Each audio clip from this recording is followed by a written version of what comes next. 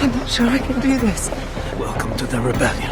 Patrick Willems, let's talk about the latest batch of Andor episodes. But before we do that, we got to follow up on a couple items we missed last week, right? Yes. And one of them is that we did not mention that Bale Organa was recast. This is a character that was played by Jimmy Smits in the movies of Star Wars. And he was recast as Benjamin Bratt, just showed up as Bale Organa, Benjamin Bratt in the show. I don't think this was pre-announced. In fact, I think it was something that they specifically told press to not reveal to surprise people. And I actually think this is a bigger deal. Despite the fact that we didn't talk about it last week, I think this is a bigger deal than I think people assume, because in my opinion, one of the biggest flaws of the Star Wars franchise has been their allergy, their revulsion at recasting people who are in iconic roles.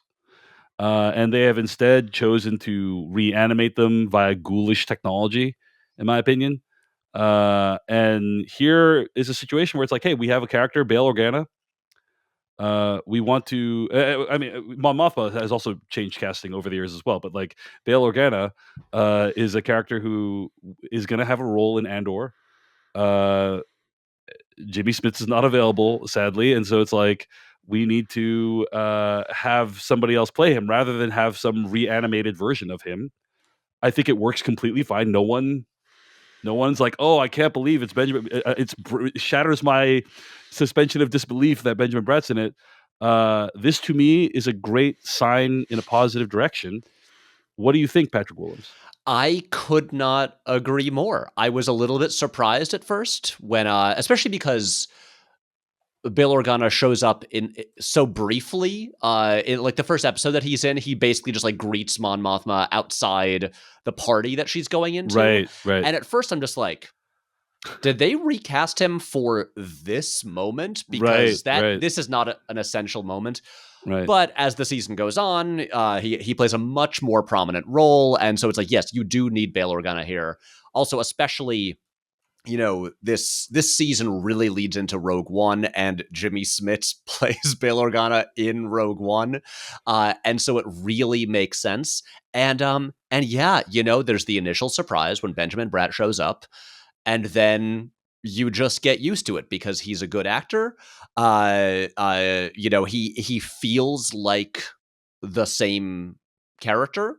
It's not like wildly dissimilar from what Jimmy Smits did. You know, they're like, I think roughly like a similar age. He even, you know, wears costumes that Jimmy Smits has worn playing that character. And it works just fine. And you know what? It's a hell of a lot better than if there were a weird digital Jimmy Smits there. And I mean, it's one of these things. Or alternatively, if they used pre-existing footage of Jimmy Smits. Oh my God. And cut around it so that it looked like Jimmy Smits was on set. You know? Yeah. Yep. Wouldn't love that. I mean, it's like the times that they have done that, whether with Carrie Fisher in The Rise of Skywalker, or Peter Cushing in Rogue One, or, you know, Mark Hamill in throughout the Mandalorian and all of that. Also, Leia in Rogue One as well. Yes. Yeah. Those are all cases where it's like, you know, the actor that they're trying to replace is either deceased or is decades and decades older and does not look the same. And this is a case where it's like Jimmy Smits is not dead. And so I guess, I don't know, is it as simple as Jimmy Smits just kind of said, like I want to know what the conversations were here. Right. And because here's the thing, it does make me wonder what if, thankfully, Jimmy Smits is going strong and hopefully will be with us for decades and decades and decades. Yes. I believe he is currently on the show East New York, which is probably very popular, and no one has ever seen it. But I wonder if Jimmy Smits were not alive and they wanted to use that character, would they have defaulted to the well, I guess we gotta do him digitally? Wait, you're like, you're suggesting that because he's not dead, that they felt okay replacing the actor? Is that what you're saying? yeah, I'm like, if it's Huh. as simple as a scheduling thing, is that where they'll be like, you know what, we'll just swap in another guy? Is it like I'm wondering what the logic here is, Right, where it's right. like in this instance they'll just recast the role, but in another instance they won't. Yes. Well, I'm choosing to see it as a because the thing is, like, I have all these questions like, was Tony Gilroy responsible for digital Grand Moff Tarkin in Rogue One, or did he, like myself, hate that? Right? And if he hated that, like we know, Tony Gilroy was very involved in the making of Rogue One. Yes. So, but I don't know that he's spoken about Grand Moff Tarkin or like how that was deployed. I think Tarkin was just always a part of that Right, movie exactly. before he came in. Yeah. So maybe he had no choice in the matter, and he's like, "No, we're gonna do this at a more. We're gonna do a technique that they've used in movies for a more civilized age, which is we're just gonna freaking recast the person like normal human beings do all the time." Yeah, you know what? It's Um, also a lot cheaper to do it that way. yeah, and for me, I'm hoping this is either just Tony Gilroy doing a very logical thing, or it's Star Wars saying, "Hey, we're open to having other actors play these iconic roles." Um, I hope it's the latter. It's probably the former, but to me, it makes me wonder, like, what would have Rogue One been like with recasted roles? What would like? Can you imagine? Like, I don't know that they could have done it, but can you imagine if they'd recast Princess Leia for Rise of Skywalker? Like, it would have been a completely different movie. Like, they would have made a different movie if It they'd been able to would. do that. That's I mean, this is such a giant conversation. Yeah. And as far as like, if is this setting a precedent for Star Wars going forward?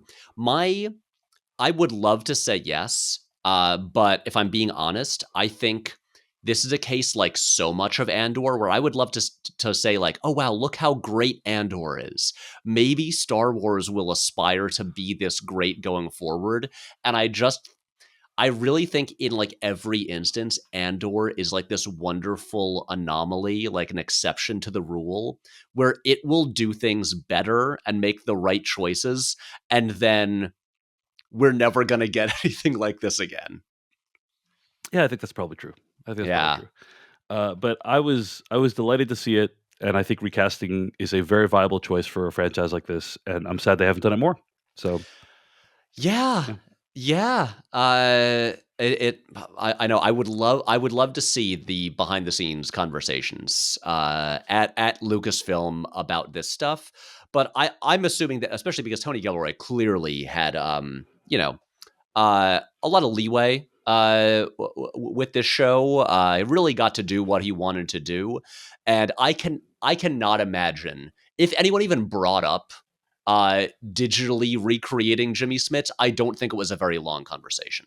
All right, there's one other thing I wanted to mention before we get to this week's episodes, Patrick Willems, and that is last week the question came up was Pluty a traitor? The Saw's dude who wanted to know what code, how to do the sequence or whatever. Mm-hmm.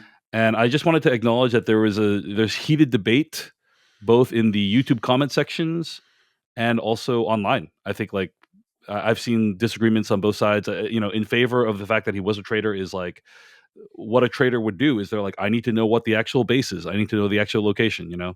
Um, but I also think we presented a case that it doesn't really make sense, or not that it doesn't make sense as a traitor, but it's extremely plausible that he's not a traitor and that Saw is just doing this for his own ends. And it would actually make Saw a more interesting character that he's willing to sacrifice his own men because of his whims, Mm-hmm. which we, of course, see behavior of in Rogue One as well. So anyway, I wanted to acknowledge that. Patrick Williams didn't know if you had any other thoughts on the Pluty question. I don't especially, but I do enjoy that in every episode there was a new debate about was this person a traitor or not. Indeed.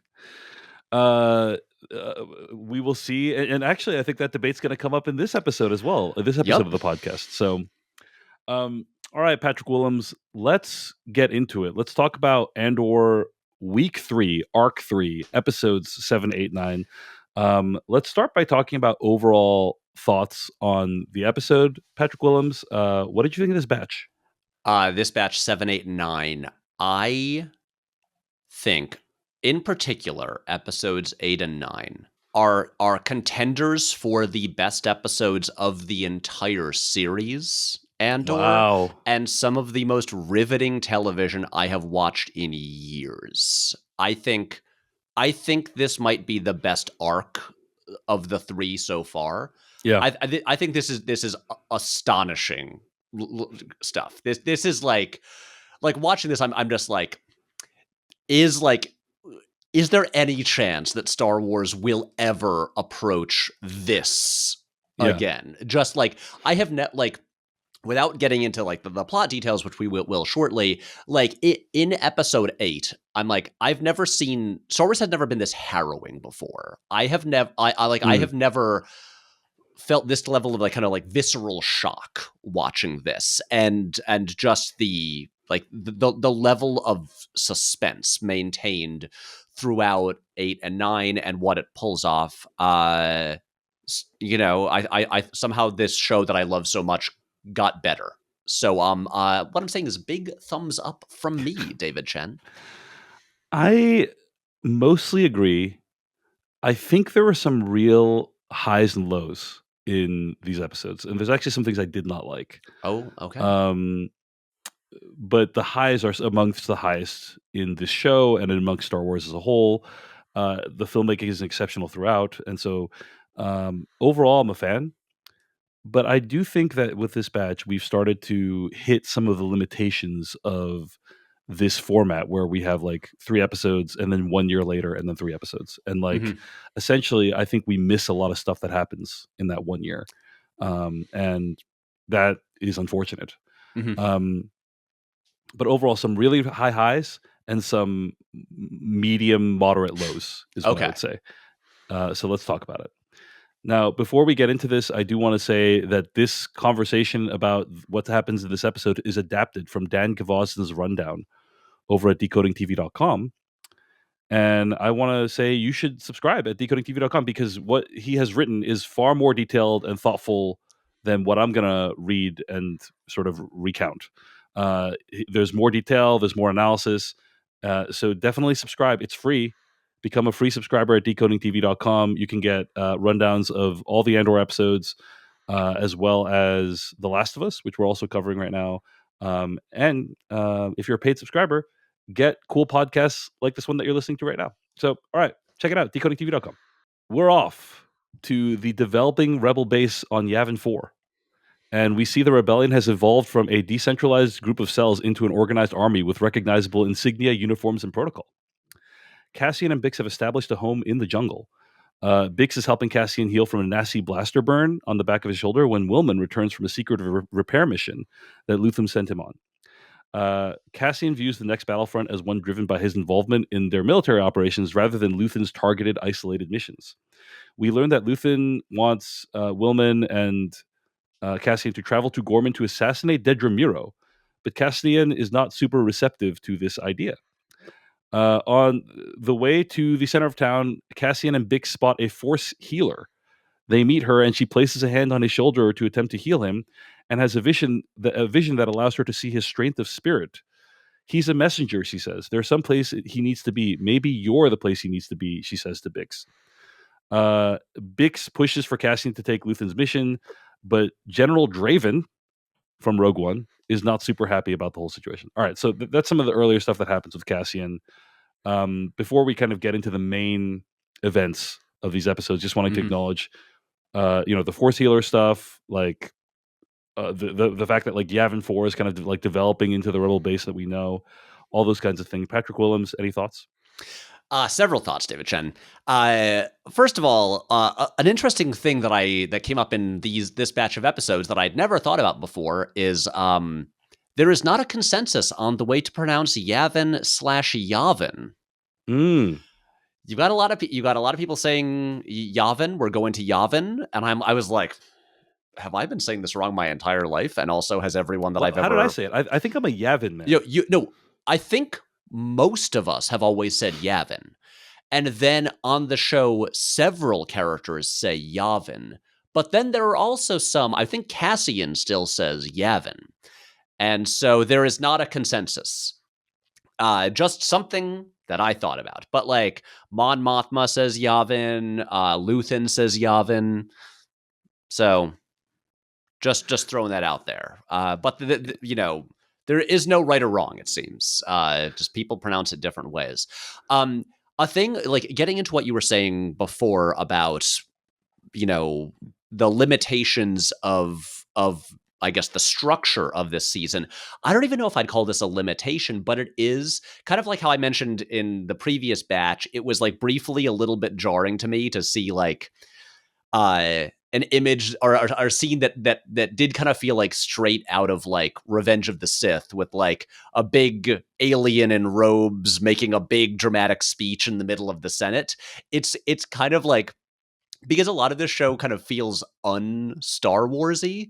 It is kind of wild to be like, oh wow, yeah, here they are at Yavin. Here's the Rebel Alliance. It's like, because Cassian's been doing like, secret spy missions and stuff like that, like off on his own. And now it's like, oh no, he's just in a Star Wars movie now. A thing that we've kind of been far away from. So it kind of like, right, like the iconography of Star Wars is starting to enter the picture with X-wings and droids. The Force and all those comes up for the first time in the entire series. And then someone in the comments lets me know, actually, someone mentioned the Force in an offhanded remark in season 1. But that just more Star Warsy stuff, whether iconography or ideas or like the mystical element, do creep in a little bit. And there's just a little bit of like mental reconfiguration that I'm doing there to be like, oh right, yeah, okay, that our like very grounded in like intense characters do have to fit within the same world as everything else. And yeah, so of course I feel like the way each season kind of goes, it's like it's a little bit like it reminds me of starting a new season of The Wire, where it's like it's a very dense show with a ton of characters, and each season kind of has like a new setting and like introduces a ton of new people, and it's like you spend like a whole season like trying to work out, okay, who is everybody, trying to remember everyone's names, and then finally near the end of a season of The Wire, you're like, okay, I've got it, I'm in, I know who everybody is, I've mastered this world.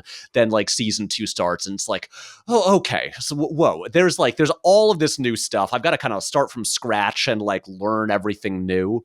And this reminds me a little bit of that, of just getting used to like, okay, now Cassian and Bix are in a new place, and we've got like a new aesthetic and all of that. I'm trying to like pick up on like, okay, what like happened? What has happened in the last year, basically? What has happened? They are living, we went from they're in like a safe house on Coruscant and Bix is developing a drug addiction, and now they're in a jungle and part of an army.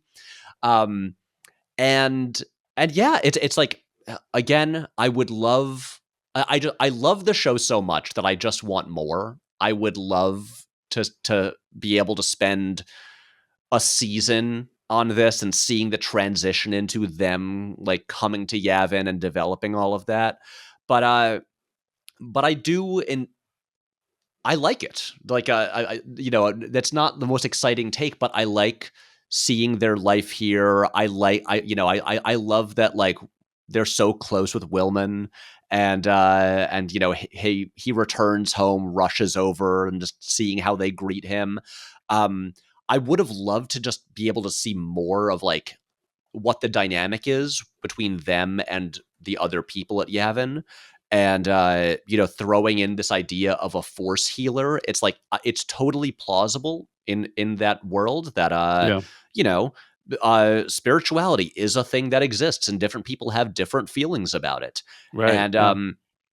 And it is an interesting little thing to bring in, and even if we're not able to spend a ton of time with it. But yeah, here's the thing, I like all this stuff, but compared to what happens in basically once Cassian leaves Yavin for this mission, it's I guess it's not like my favorite stuff out of these episodes. How do you feel? Mhm. Yeah, kind of the same. And honestly, I like the idea of the Force healer and like, oh, there's, just like with religion on Earth, there's people who believe that you can heal people and so on, and other people that don't think that's a thing. So I like that.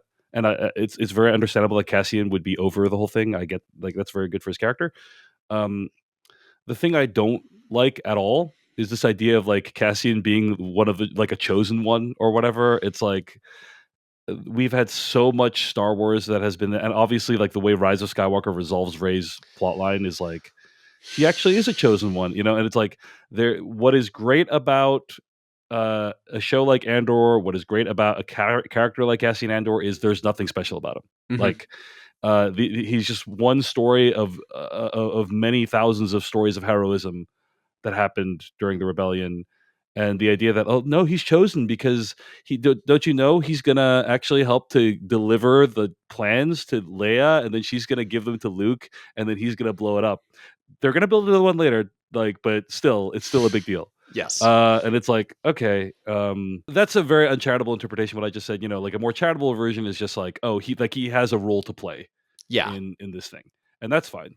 But anything that gets closer to like he's a messenger. That's what he's it's like he's chosen. It's like, okay, I think we've already done enough of that, and there's some. It's cool that Andor is not that. That's what Yeah. is cool about the show. So, yeah, I'm a little bit of a mixed bag for me on that one. So. I mean, I know exactly what you mean. When that came up, I recoiled a little bit because I feel the exact same way. He's a messenger. There's someplace he needs to be. And I think it for me, it stayed on a side of things that I'm okay with, as opposed like at no point does Cassian ever even really seem to think much more about like his destiny or anything like that, because it is a case of like, he is just one of many people playing a role, doing a job. It is, we do just know that his job, even if he's going to be a like at best a like footnote in the history of the Galactic Civil War. Yeah. He does have an important role to play. And I think the fact that he is so dismissive of it and it doesn't really come up again makes me okay with it. All right. Well, Patrick Willems, let's talk about the meat of what's going on in this episode, right? At the ISB, Dedra meets with Partagaz, who tells her that they are no longer advancing her subversive plan to manipulate the Ghorman front, that the Empire will be sending a fleet to mine Ghorman in 48 hours and declaring martial domain in Palmo. She is now supposed to hand over tactical details to Captain Kaido, I think, a crisis specialist to forcefully suppress the Ghorman people. When Sirill arrives on the planet, he immediately seeks out Dedra and informs her of a bombing at a nearby naval depot, but has growing doubts about his involvement in this escalating conflict coming to a head. She tells him he needs to return to the apartment, quickly pack the things to leave the planet. She says they'll be rewarded. When she returns with him to Coruscant, he asks, "What have we actually accomplished?" And in response, she passionately kisses him. Whoa, the Kiro fans are eating well tonight. This is the content corner that people desire. I mean, we have to talk about this one individual scene where she's saying, "Hey, it's all going to be good. We're running away together, Sirill." And then when he's like, "But what have we actually done?" It's like that scene from The Simpsons when Leonard Nimoy is like, my work is done here. My work here is done. And he's like, but you didn't do anything, didn't I? That's kind of what, Dedra is saying to Sirill. He's like, we didn't do anything, didn't we? And then she kind of kisses him passionately, which is a level of emotion we've never seen from her before. No. I mean, this is also like, in terms of their physical intimacy on screen, this is the peak of the entire series. Mm-hmm. Yes. This is this is the climax. Right it is. I mean, a thing that I actually wanted to mention, David Chen, is I know that we tend to go through these with like storylines or, Yes. or in pieces, because also like there's no like, we don't have to wait for like a spoiler section of the podcast, right? Yeah. Because of the history of the show, is it worth just simply doing a content corner because this is the last one that we Yes. will be able to do on this podcast? We're in it. The content corner has begun, in my opinion. Yeah. In fact, most of this batch of episodes is a content corner. Well, 2 of them. 2 of them, and presumably no other ones forever. Yeah, probably not. But I would just, if it's cool with you, I would like to spend a few minutes just talking about the end of the journey of my favorite character on this show and genuinely one of my favorite characters in all of Star Wars. Okay, all right. So we wanted. I guess here's what I'd propose then. Why don't I describe a lot of what happens to Sirill Karn in this episode, and then we could talk about it all. So I'm happy to focus on the content individually, and then we can talk about other storylines. Exactly. But before I talk about what other stuff happens with Karn, I mean, any thoughts on this scene that I just described? This scene is so interesting. Just seeing, first of all, with her call with Partagaz, Dedra's like escalating stress and frustration, because remember, she never wanted the Ghorman project at all, and now she has spent like 2 years on this, and now and now they're, after she's like, beautifully used her boyfriend to like help manipulate this resistance there in order to like to turn the like public sentiment against the Ghorman people. Now the Empire is rushing into stuff and just like screwing up the things that she was planning on doing, and so I mean, she, again, like I said, she is scowling and grimacing even stronger than she usually does. Yeah. And then you've got, like, we mentioned it last week, but you have Sirill in this interesting position where, he was always like, he believes in the cause of the Empire and he wants to be important. He wants to have a role to play. And despite who he is and what he does, it does seem like, he's, it's not fully black and white for him. Like he did get to know those people on Ghorman, and he and just in this scene, and then obviously it continues from there. Just him being like increasingly conflicted about what is happening and what is going to happen and the role he's playing, and learning more about what this woman who he's so enamored with is actually doing, and her basically trying to shut him up with a kiss. Right, which is the most passion she's ever shown, probably anyone. Really makes you feel like we missed out on something in last batch of episodes when she turned off the lights. If only this were on Max. I love where the Sirill Karn storyline ends. I think it's perfect. Like, it's a perfect ending for Sirill Karn. I don't like the journey that we took to get there, in the sense that I feel like his arc this season has been really underdeveloped. Like, for instance, I was going to explain, like, we see a meeting where he meets with Enza Rylance and tells her, hey, like, there's outside agitators behind the recent activities on Ghorman, and she slaps him. And we don't know we can intuit that, like, she thinks he's full of BS and therefore, doesn't like him. Later, there's also a scene where Caro pulls Sirill into a doorway and berates him. And he explains, like, I was here to trap outside agitators. And Caro says, like, what kind of being are you that you expect me to believe that? Are you mad that I believe that? I kind of get in broad strokes, what the plot is here. But I don't think we saw enough of how Sirill felt about the whole thing. Like, I don't think we saw enough about, like, what we want is, like, he gets attached to the Ghorman people, and becomes entranced by their way of life and like starts his sympathies lie with them. And it's a very familiar archetype in these kinds of shows and films, but like I just don't feel like the show delivered on that, so that when what happens later with Sirill and Dedra occurs, it really all locks into place. To me, the final Sirill Dedra confrontation came out of nowhere. Like I did not feel like the show did a good job of setting up Sirill emotionally to be in that place. Patrick Willems, you disagree? I don't fully disagree. That final scene with the two of them did not feel like it came out of nowhere to me. What it's doing, I think, is pretty subtle, and what it like. It would have benefited from like even just like another couple episodes, Right. being able not even a couple episodes, like 3 or 4 more scenes of like what is going on with Sirill, because to me, Patrick Willems, like if you're Sirill, Dedra occupies this kind of rarefied air in your mind. So the idea that he like is going to like lash out at her in such a violent fashion means he needs to like overcome a lot of his pre-existing programming.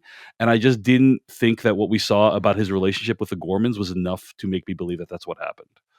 Right. Yeah, I yeah. I don't disagree. And to be clear, it would have been amazing if the show had delivered on that. I think that would have been an incredible. But I'm like, I barely understand how Sirill feels about the Ghormans. Like, why is it so important to him that he is being used in the correct fashion by the ISB? You know, like so that's the one big thing that was a letdown from this batch of episodes. That said, yes, as we said, right, Sirill confronts Dedra, who reveals to him that the Emperor's genuine interest in Ghorman is not to use them to expose outside agitators like Axis, but to harvest Calcite from the planet. She says to him, "We're going home, Sirill. We're going home as heroes. This began long before we got here. They've been planning it for years. They're doing this no matter what. We wanted to be together." You didn't seem to mind the promotions. Wow. Pretty rough.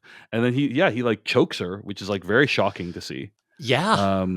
This character who for season 1 was largely kind of, I don't want to say purely comedic relief, but was just so deeply pathetic that he was mostly funny. And where just like in these episodes where he goes is not funny at all. Right. And again, just like it's not just how he feels about Dedra. It's like that he in general is a weak person. Like what would make him do this? It has to be something so intense. And I just didn't feel like what was there was made us believe that. But again, really cool idea. That just wasn't executed particularly well, in my opinion. And him just realizing that he's basically that like a person that he cares about has pretty much just used him for years. Like right. In pursuit of this, he's just been a pawn. Right. And yeah, I think, but she still loves him though. Patrick Willems, you know, it's not like she's like, "Hey, this whole thing was a facade. I never liked you." Right. You know, like she still cares about him. Yeah. The plan is still for them to be together back on Coruscant. Yeah. And once she is just again, she still has, I think, you know, you can see on her face complicated feelings about the moral compromises here and what she's being asked to do, but she does it. She follows the orders. Yeah. And, you know, she might like feel a little bit nauseous about it, but she's going to do it. So after that big confrontation, Dedra tries to get Sirill back, but eventually she orders snipers to fire on the crowd. And their laser fire kills their own men amongst the Ghormans, which allows the stormtroopers to open fire on the crowd as chaos ensues.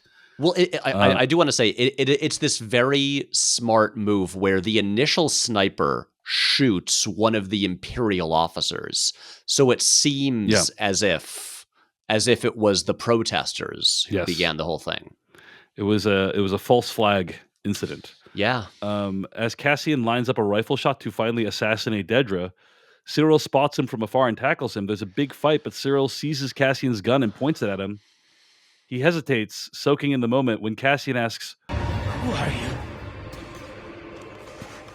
But before he can answer, a well-aimed blaster bolt from Caro Rylance strikes Sirill directly in the head, and he collapses dead. and that is the end of Sirill Karn's story. And to me, I gotta say, I loved this ending because he is Sirill Karn, for all of his striving, for everything he's done, everything he's sacrificed for the Empire, is not even a side character in Cassian's story, right? Like he's not even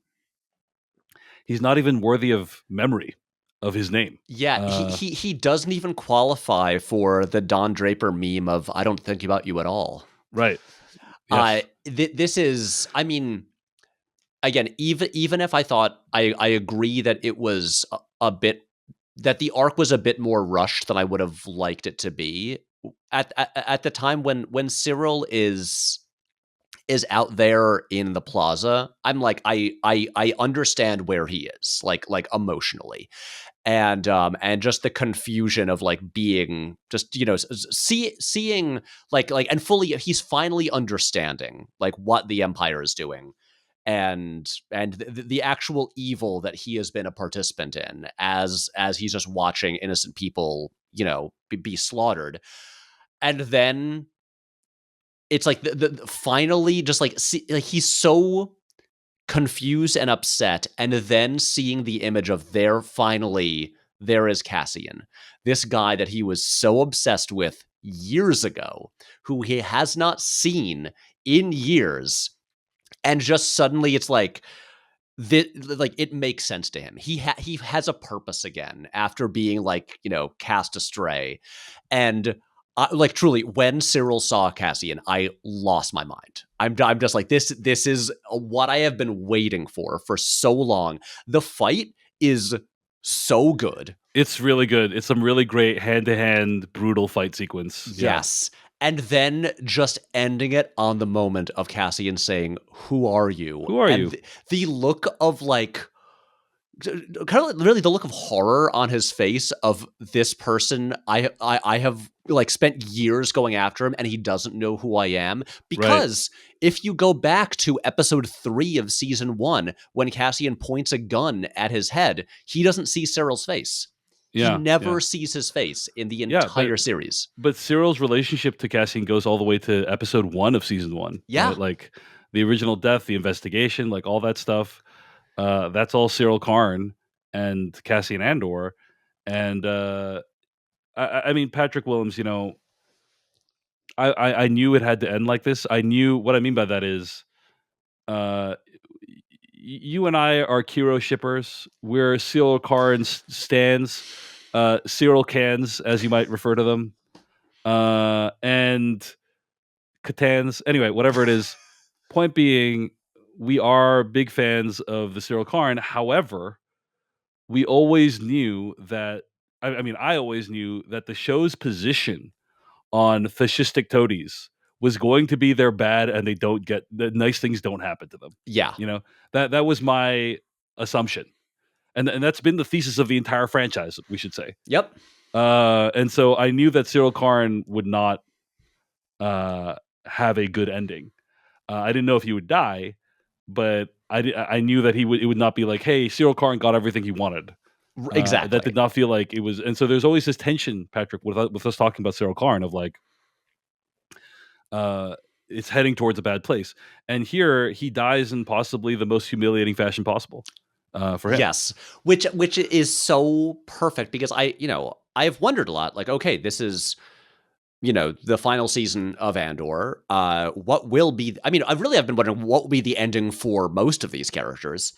And I've seen so much speculation online about like what will, you know, where Sirill and Dedra will end up at the end. Where are they during the events of A New Hope? Right. Like, does Sirill get promoted to it's going to end with like him getting his big job on the Death Star? Yeah. And then we know what'll happen. Or like, he's never going to like join the rebellion, but will he, you know, like lightly redeem himself in the end by like, you know, like messing up like one of Dedra's plans, or like and it's something like that. But no, the final act of his life is to point a gun at this guy he hates get the ultimate insult of this guy doesn't even know who he is, and then he is hit with that like emotional defeat, and then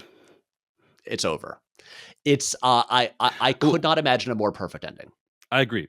So again, wasn't a fan of the journey, but I loved where Sirill Karn's story ended. It's like the perfect ending for that character.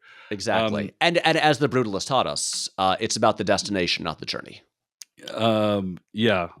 Fair enough, although debatable whether yes. that movie demonstrates that. The thing to point out about what you just said, Patrick, is he theoretically had a chance to redeem himself, right? Like he was in the square. He's literally in the location where history is being made, and he can choose. Like you could imagine a scenario where he's like, "Hey, I'm taking up arms against the Empire. Yeah, I'm gonna do the thing. I'm gonna." But instead, it's petty revenge that is on his mind, and he chose poorly and reaped the whirlwind for it. So anyway. He made all the wrong choices. He played for the wrong team, and then into the critical moment, he didn't do the right thing. So let that be a lesson for people. Yeah. Anyway, don't be a Sirill Karn. Indeed. Well, the other thing to point out is there is this like really cool scene afterwards where Dedra Miro is like choking in her uniform. She's like having trouble breathing. She's like basically having a panic attack. Because of what's happened, because the love of her life has passed away in brutal fashion, largely because of actions that she took. We also see Edie, Sirill Karn's mom, watching the Imperial News. I had some debate with Dan Gavosny, who wrote the recap at decodingtv.com, about like whether there was genuine remorse that Edie was experiencing, and I think the answer is yes. I don't think Edie actually like hated Sirill Karn or anything like that. So does she know at that point that he's dead? It's not explicit, I don't think, in the show, but I think we're meant to understand that she is learning about it via that news broadcast. Because also on that news broadcast, it is very much Imperial news, right, talking about this. Well, the heroes of the Empire that stood up against this Ghorman terrorist attack. Exactly. Yeah. And all the heroes who were gunned down, during this confrontation. Okay. Anything else to say about Sirill Karn? We will have more opportunity to talk about Dedra Miro later, but we will. Anything else to say about Sirill Karn before we wrap up? This is the final Content Corner, Patrick Willems. Oh my God. I know.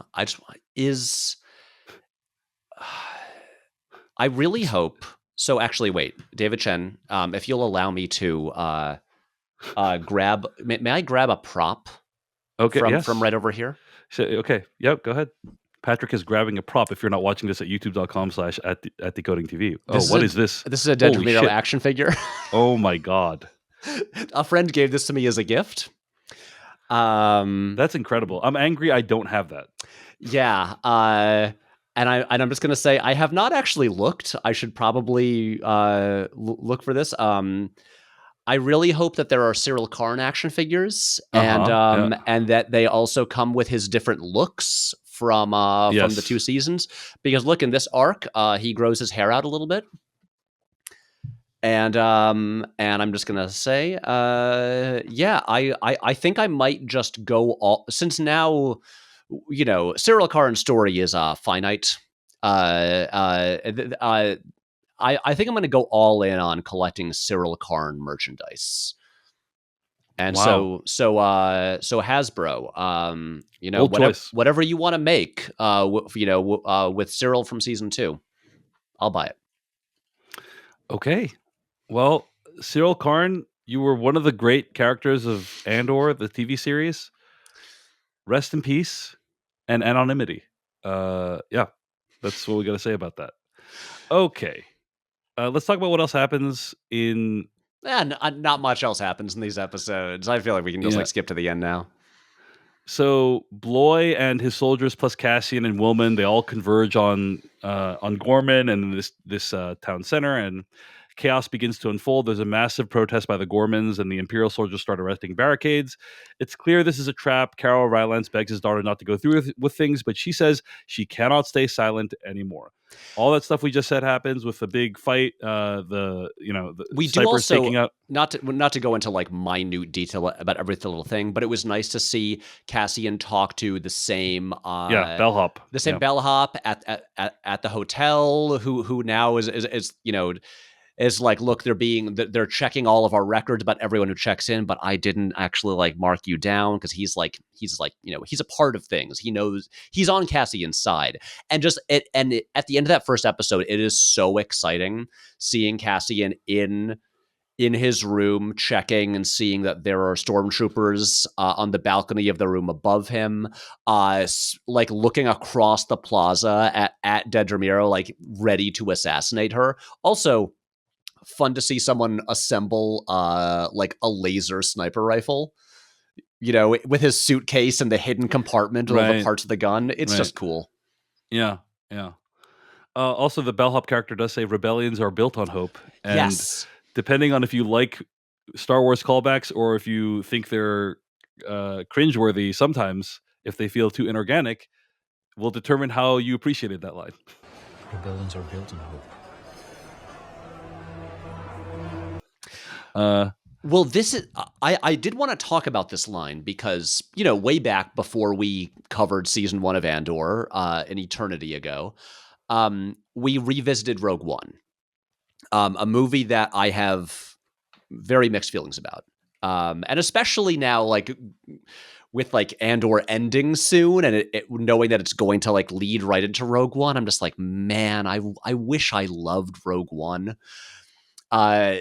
And I wish I was I was a huge fan of the end of Cassian's story, even if I think like what happens on paper to him, is good and makes sense.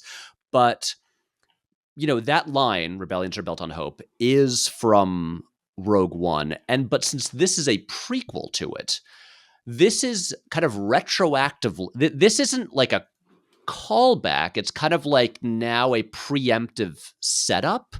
And so what I kind of like took from this line is throughout the galaxy as the rebellion grows, is that kind of like a common like refrain that people repeat instead of like in Rogue One, it just being a thing that someone said one time. Is that almost like the slogan of the rebellion? And that's kind of what came to mind for you as you were watching it. Yeah, you were wondering that question.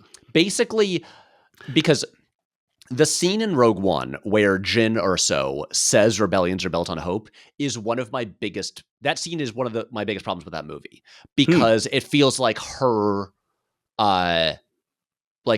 arc is just skipping several steps. Right. Like in that scene, I would agree with you. Although Cassian does say the line on Jeddah after meeting her in Rogue One, so I just want to call that out. I forgot about that. Yeah.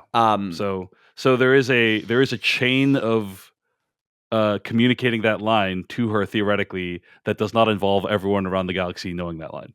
Okay. Yeah. But this is thanks to Dan Gavoston for that information, by the way. Thank you, Dan Gavoston. I'm interested to rewatch Rogue One after finishing the season because I'm genuinely wondering, is Tony Gilroy and team doing the work to like make that movie better by providing more like foundation and depth to the characters and the world that will make it a stronger experience than it was just in a vacuum? I mean, I definitely think it's a stronger experience, but some of the issues with Rogue One are pretty core structural to the movie itself. You know what I mean? Doesn't matter how much more backstory we have to a lot of those things, and you can hear us discuss it. I think it was a Decoding TV that we did on it. So like, it certainly was. If you want to go back, it's also on YouTube. So if you want to just search for Rogue One Decoding TV, I think you'll find our conversation. Yeah, exactly. Yeah, it's still there. So check it out. We talk about it from 2 years ago. Jeez. Yeah. Okay. One other thing we got to shout out Patrick Willems, and that is this batch of episodes make these K2X droids look freaking terrifying. Like, Yep. they let them loose on these people protesting, and it's just like the K2S droid is like kind of this like comic relief in Rogue One. Yep. But you see the full capacity of how one of these things can just like F your stuff up in this episode. And I thought it was great that they took this like well-known thing from the Star Wars universe and then just made like kind of changed your perception of what it could do. Oh, you know? yeah. Because obviously in Rogue One, it's like, it's charming, it's Cassian's friend, Alan Tudyk does the voice, and they do show up in season 1. They catch him on Neomos, but all it really does is like grab him by the neck. Right. But right. here this they're is like he is like freaking he's killing people left and right on this yeah. one, right? I mean, Yeah. do we just want to get into the actual Ghorman Massacre? Yes, I mean that's yes.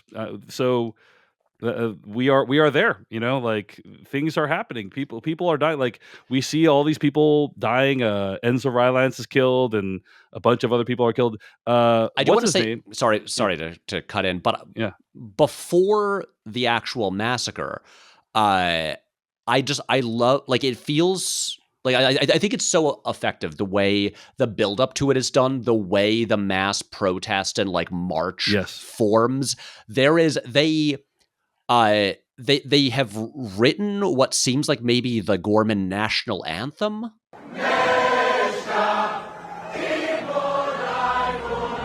Yeah. Or like there's a part where like they've been chanting the whole time, and then someone starts singing, and it spreads into this like huge crowd of people singing.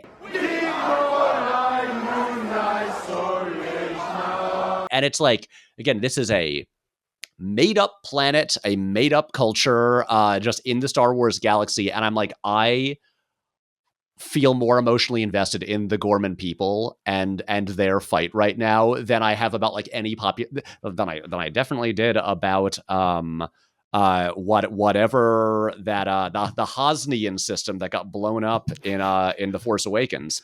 But it's just, I think it's really powerful stuff. And so when the shooting actually does begin, it's horrifying. Yeah, and I think the show does a really good job of like having you understand the geography. You kind of know what each of the different sets of characters is trying to accomplish. Specifically, there's all this tension around, can Andor actually shoot Dedra Meero in the head, which he does not succeed at doing, unfortunately. But it's a very well done sequence. The K2X droids coming in really mix things up. It's chaotic. It's upsetting. They actually make stormtroopers seem scary, Yeah. Which is really impressive considering all the years of them just missing every shot they take. Indeed. So, anyway, it's a great sequence and really well done. And it ends, by the way, Sam from the last episode who killed Cinta by accident comes in at the end, runs over one of the K2SO the K2X droids. That's good for him. He's able to like redeem himself a little bit. Yep. And Cassian escapes, and he's like, "Hey, actually, before I go, I want to bring one of these things with me, in case I can reprogram this shit." So they bring a K2X. I wonder if anything's gonna become of that. Ooh, that would be fun. Yeah. Willman develops another relationship. Yes. Everywhere he goes, Willman is just dating someone. He's got a woman at every port. Yeah. You know? So good for him. But this is also one where I'm like, once the massacre is happening and a lot of characters are dying, I'm getting genuinely worried. Like, oh god, like because truly this is the one Star Wars thing where it's like, oh right, any other than Cassian, because we know when he dies, anyone could die at any time. And in this season, major characters have died in every arc. I just want to say, like, I got to the end of the episode, I'm like, oh, my nerves are all fried. And then, of course, there's like an extremely tense, upsetting sequence in the next episode as well. So it's just like really harrowing, as you said. Harrowing. I think what was so surprising was that we're kind of used to the structure of Andor, where it's like, first episode of the arc introduces you to the new status quo. Here's where everybody is. Here's where we're going to be going. Second episode, okay, we start like planning what is the mission, what is it going to be, and then the third episode is the climax. And instead, in this arc, episode 2 is like half climax. It is like that. Like I fully thought that episode 3 was going to be, the Ghorman Massacre. That event that we've alluded to in past episodes that was established, I think, in like Clone Wars. Oh, no, Rebels. It would have been, and that apparently, I think the one thing that was established in like past Star Wars lore was that the Ghorman Massacre was like a thing that kind of like spurred Mon Mothma to leave the Senate. Right. And but yeah, I did not think they were gonna do it in episode 2. And so that meant that we got an episode 3, and by that I mean episode 9, that really kind of pivoted and was just, again, a whole big climactic sequence, but just in a new location. Yeah, so the final episode focuses on Coruscant politics. Ambassador Oran is being arrested without a warrant or charges by Imperial stormtroopers, ostensibly for conspiring with the people of Ghorman to attack the Empire.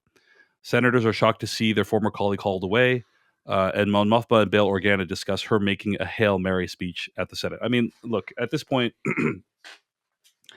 I do just want to pause and say that it's very clear that there are multiple parallels with what's going on in U.S. politics right now with the show, in a way that I don't think the creators of the show could have like necessarily known would line up so cleanly. I mean, they wrote this before last year's election. Right. Yeah.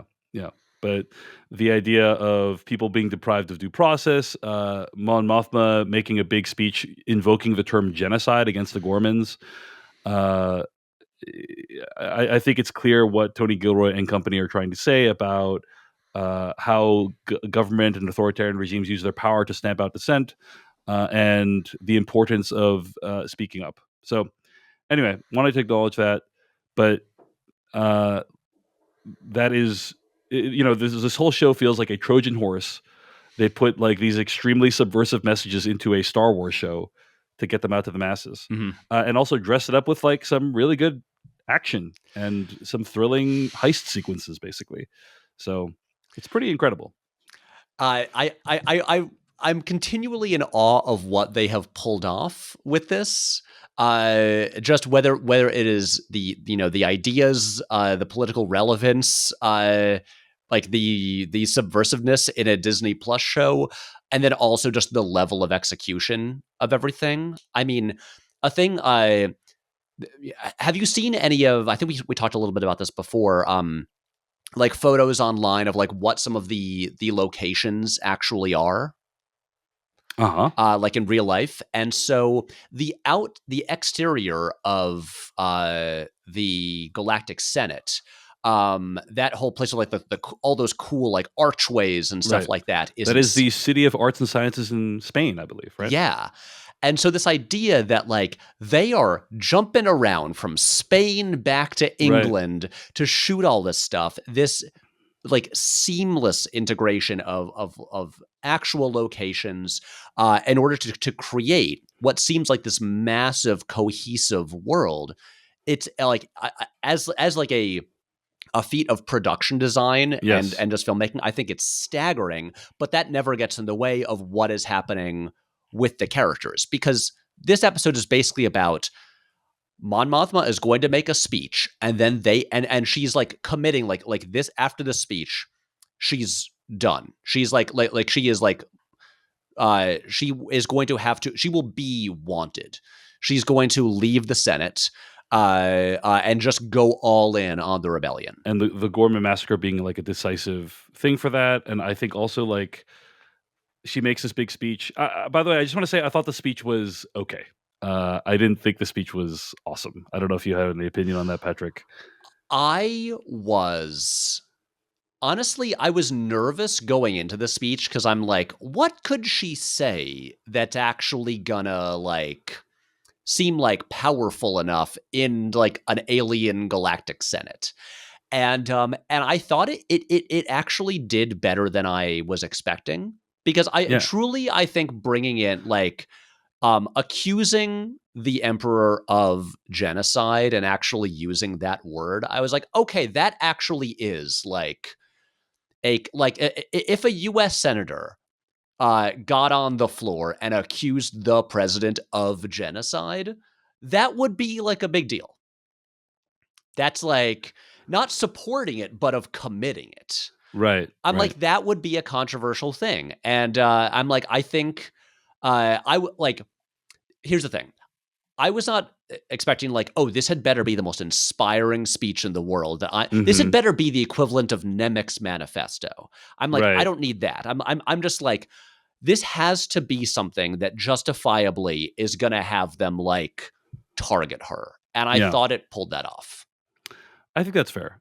Well, target her, they do. I mean, there's this whole scene beforehand where Mothma and Luthen talk, and Luthen's like, "We got to get you off this planet, and you're like incredibly important to the cause." And Mon Mothma is very suspicious because Luthen has killed one of her childhood friends.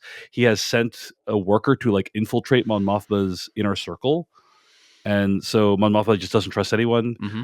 But he says, "Hey, somebody's going to come who I can trust. He'll get you out of there." And he will utter the phrase, "I have friends everywhere," which is a cool phrase. But also, So- Bale Organa is the one like who was already helping her get out, and he's like, "Oh, I have my team Yes. who are gonna do this." And Luthen's like, "Are you sure you can trust them?" I'm not sure. And it turns out you can't because one of them is a traitor. So yeah, there's this big kind of chase sequence that occurs where they try to get Mon Mothma out of there, make sure she's not taken into custody. By the way, the words that she speaks are, "What happened yesterday on Ghorman was unprovoked genocide. The monster who will come for us all soon enough is Emperor Palpatine." There, side digression, Patrick Willems. One of the things people brought up last week was that like Sirill's whole mission on Ghorman was to take advantage of people who thought like, "Oh, does the Emperor know this is happening?" Like maybe the Emperor doesn't know this is happening. The ISB is out of control. The Emperor doesn't know this is happening, and there's like direct parallels between that and like Nazi Germany. With like, does the Führer know this is happening? Like that was a very like common refrain back then. Of course, the Führer did know, and he was cool with it. Yeah. So I wanted to call out that parallel. Anyway, so there's a big set piece where Cassian gets Mon Mothma out of the complex. It's tense, really well done, and taking down like one of Bale's ISB moles and all that stuff like was really effective. I thought. I mean, the fact that I first of all, it's great to see Mon Mothma and Cassian finally meet after they have been on just in separate storylines for the entire series so far. It's great to see them come face to face, and also just going back to remember Mon Mothma's shock when she learned about Aldhani and like, Luthen, this is what you're like putting the money I'm giving you into, stuff like this. And then her like I love seeing her shock when Cassian is murdering people right in front of her to get her out. And I like that part when the person who had infiltrated Bale's team pulls a gun on them, then Cassian shoots her and just shouts, "She's a rebel spy." She's a rebel spy! Just as like the way to like deflect people, like, "Oh, don't worry, we're on the we're on the good side. She's one of those rebel terrorists you hear about." This whole sequence is so exciting. Cassian kills Cloris. We found her! And who are you? The driver spy who has been there since season 1. Yeah, does it without any hesitation either. But in a great little move where where he asks Mon like what's your driver's name, and then he acts to Cloris like he's on his side, like he's also with the ISB. It's great. Yeah. I think what I really love about this, I know like the Mon Mothma story has been covered in Rebels, and actually like the speech that's referenced in this episode, I believe, is like part of Star Wars Rebels. When they get her onto Yavin, they're like, "We got to get you we got to broadcast this speech everywhere." What I really like about Andor is we've seen Mon Mothma as senator. We've seen her as like leader in Rebel Alliance, and there's like a huge gap, right? There's like, well, what was the journey from you're on Coruscant, you're hobnobbing with everyone, to like you're living in an underground cave bunker? You know, Right. like what did you have to give up to do that? What did you have to sacrifice, and what was that transition like? And I love that this show offers a very plausible, compelling vision of what happened there. You know, there's this whole conversation between Clea and Andor that happens this episode about like Andor's like, after this mission, I'm done. You know, I don't want to do this anymore. And then Clea's like, dude, like, do you realize like what this woman is sacrificing? Like, she's got it made. She has this like, she's going to she's dancing to the Nyamos mix on Chandrilla. She's going to dinners every night, like expensive dinners every night, and she's sacrificing all that to like bring attention to this the horrifying abuses of power. Like, how can you say no to that? How can you like decline that? So anyway, that is really cool. Of like, it's kind of like the Batman Begins of Mon Mothma. Like, there's always been this like question for Batman. Like, wait, how did Bruce Wayne actually become Batman? You know, and like Batman Right. Begins actually fills in that story. And it's like, how did Mon Mothma become the woman in the white robes with the Talking about scruffy hairplate? Bothans. Yeah. And this show answers that question, and it's like a pretty cool answer. I It think. is. Yeah. The only thing I would have liked is at least a line. I mean, you know that she is not very close with Perrin, but I would have liked some acknowledgement. I would have liked if someone just said, "Hey, so what about your husband?" And even if she was just like, screw that guy. Like, you're like, I don't care. Like, did she get to pack for the trip? What will her her grumpy daughter Lita say when she hears about that her mom is going off to live in a bunker? Indeed. Well, maybe we'll find out in future episodes. Maybe. But in the meantime, Mon Mothma is out. They arrive at Cassian and Bix's apartment, where Clea and Erskine are waiting there, having miraculously survived their flight from the Imperial Senate building. And in the back of the apartment are Will and Drina, who managed to escape from Ghorman, even though Will's leg was severely injured in the process. Clea reports that Luthen is safe and that an escort of rebels from Yavin will be arriving shortly to retrieve Mon and Cassian, hoping that she'll deliver another speech that can successfully rewrite her story. Mon is unsure how to thank Cassian for saving her life, but his advice: Make it worth it. just a beautiful, beautiful moment. You know, I really love that. It's like, do something with this. You know, do something with this that I've given you. So, anything else we want to say about the Senate stuff before we move to the very final moments of the episode? I think I said this to you before we started recording, but usually I rewatch these episodes before we do the podcast, and I didn't have time to rewatch these, and I would love to, because they were so packed with good stuff. The only thing I want to mention is I appreciated the idea that Cassian was a member of the press. Yep. And I loved all of it. Ronnie Guja. His name is Ronnie Guja. Yes. Ronnie Guja, which all is a great of his name. covers are so good. But it also makes sense, like, hey, the press thing is actually a great cover, because it makes sense that you were just at the Ghorman Massacre and now you're here at this related thing. And like all the details around, like, he's trying to check into the Senate, and it's like, oh, I don't know if we have a thing for, and it's like, if you've ever been press at one of these things, like, there's limited resources for press, and the guy's like, oh, I don't.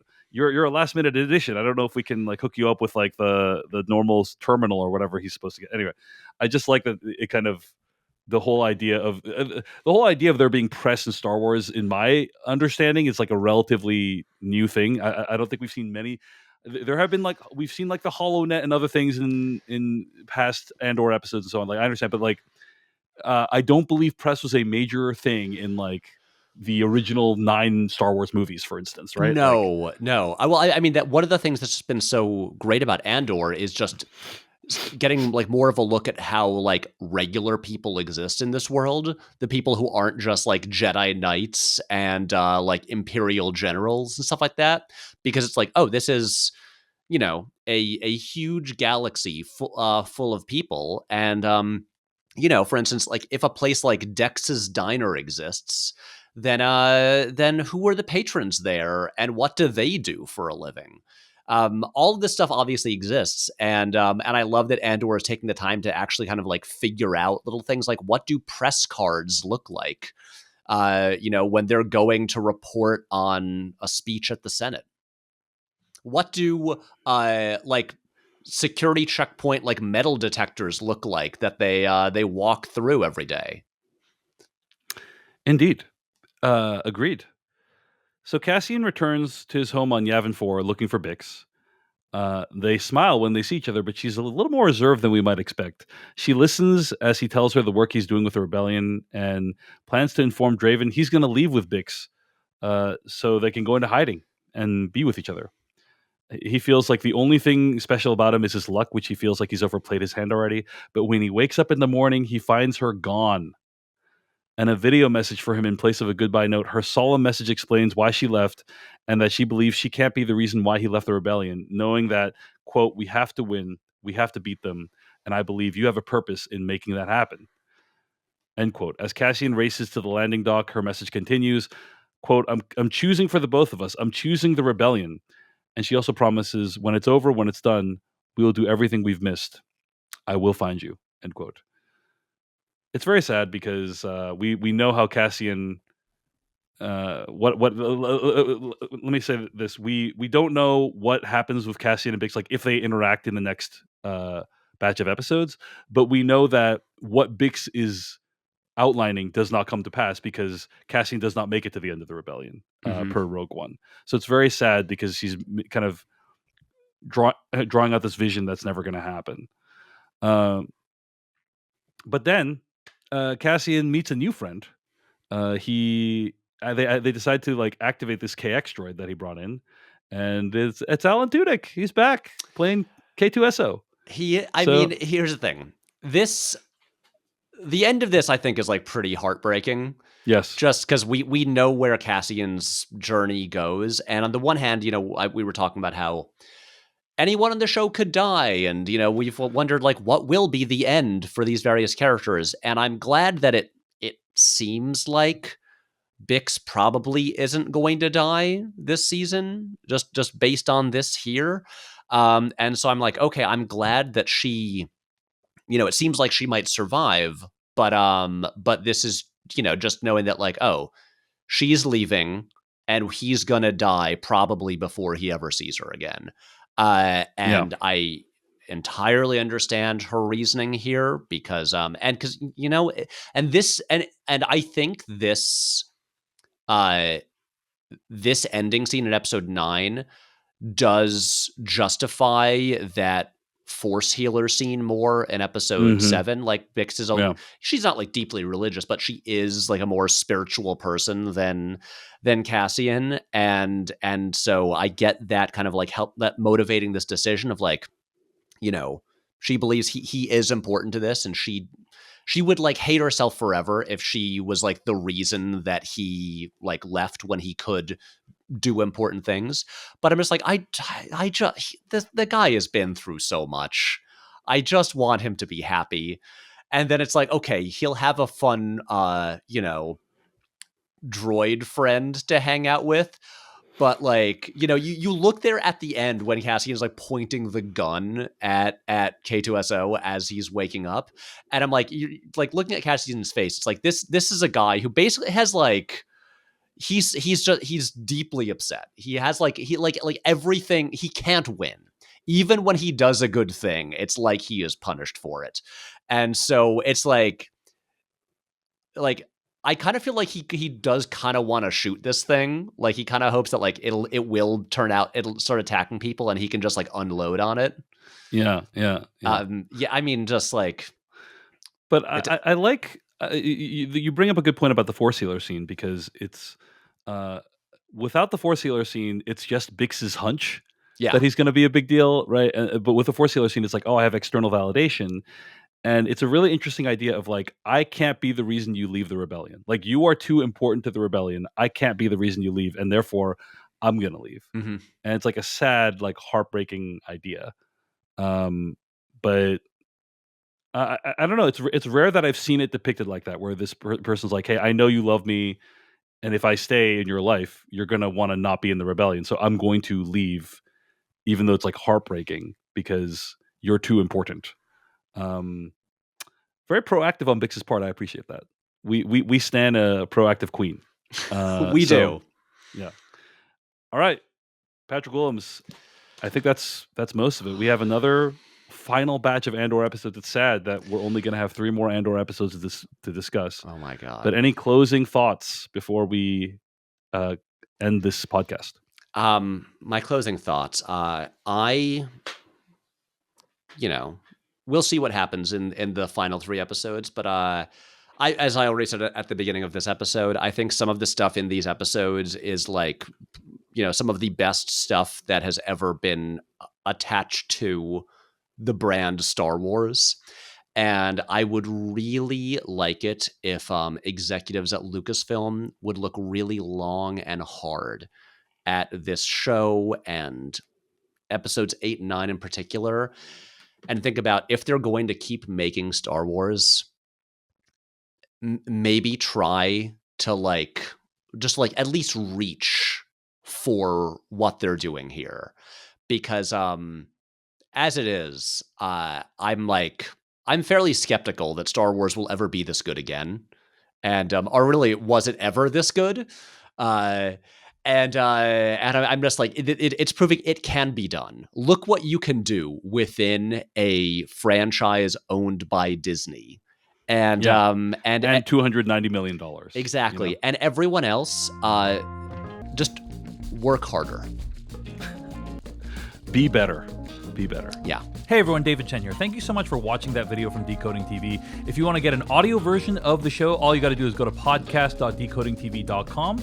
And if you want to support what we do, get ad-free episodes of the podcast and also bonus episodes of the podcast, go to decodingtv.com and become a paid member. Of course, you can also like and subscribe for more. We appreciate it. Thanks. See you later.